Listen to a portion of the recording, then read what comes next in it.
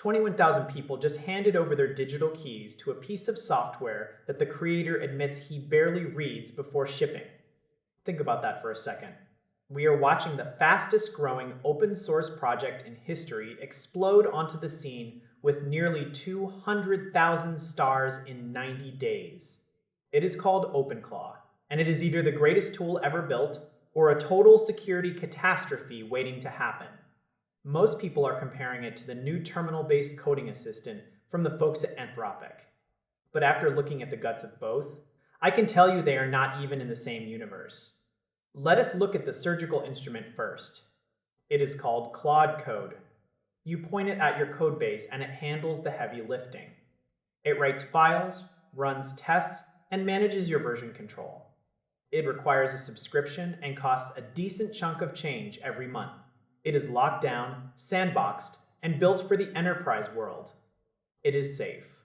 It is predictable. Then you have Openclaw. This thing is a completely different animal.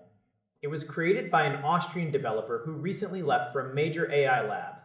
He calls his process vibe coding.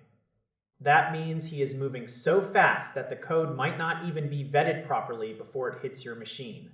It connects to your messaging apps, your email, and your smart home. It runs 24 hours a day on your own hardware. One person used it to negotiate a car purchase and saved $4,000. Another cleared 4,000 emails without ever opening their inbox.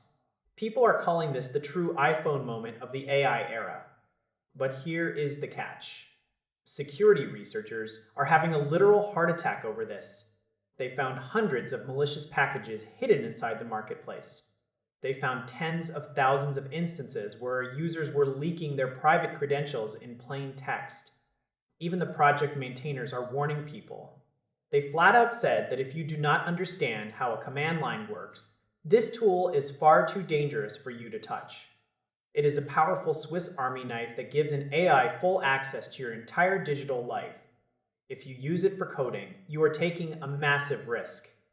For pure development, the professional subscription tool wins every single time because it has the guardrails you actually need. But if you want to automate your life, Openclaw is doing things we have never seen before.